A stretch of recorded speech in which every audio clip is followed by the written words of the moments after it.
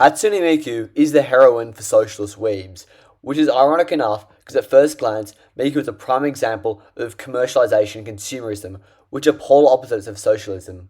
But funnily enough, she subverts these norms and turns into a better socialist icon than Nelson Mandela. Now, if you're uneducated like me and don't know what socialism is, let me break it down for you. Now, a little birdie told me that socialism is a political and economic theory of social organization which advocates for the means of production, distribution, and exchange should be owned or regulated by the community as a whole. Thanks, Google. Anyways, these synthesizers and voice banks, like Hatsune Miku's voice bank, have allowed for the decentralization of musical labor by allowing for anyone with a computer to compose vocal tracks without a singer.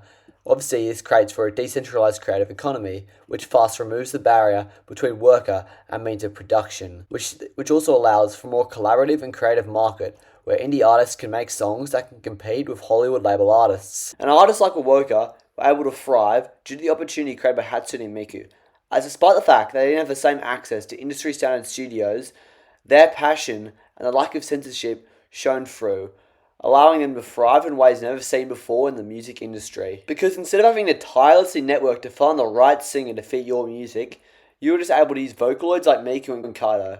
Now earlier, I talked about the separation between the worker and the means of production, but now I'm going to go into more detail about some of Karl Marx's socialist theories, because it's said that labour dehumanizes people, which is often one of the main critiques of capitalism, which is shown in the J-pop music industry, where many female artists are often sexualized, overworked, and exploited in terms of pay. But Hatsune Miku both represents utopian labour and also exists as a critique of the monopolization of fame, because Miku can be anyone or anything.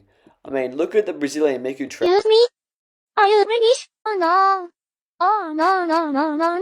These drawings go against the ideas of conformity, as Miku doesn't have to conform into one particular race or anything. She can be embraced by everything and everyone, and this supports the uniqueness of socialism.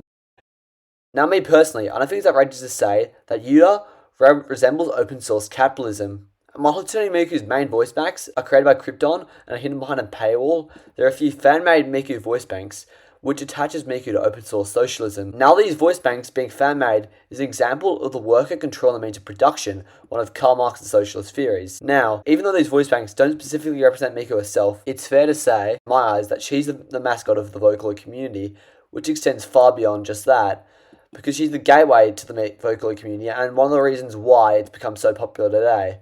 And the exponential growth brought upon by Miku in an industry where workers control the means of production makes it so that she's done more for socialism than John F. Kennedy. Socialists now, aside from the socialist idea of Creative Commons and remixes, which is more artistic-centric than Miku-centric, that's pretty much it for this video.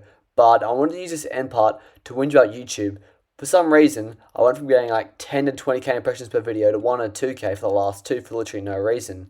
And for my Attack on Titan YouTube video and my Lane one, YouTube deleted like 30 to 80 views and a couple hours of watch time. Because it's not like I own like 80 accounts and watch my own videos on them. YouTube's like taking the piss. But yeah, thanks for listening to that rant in this video. If my content's getting a bit repetitive, just comment and let me know. Because I don't want my videos to start becoming boring. Peace.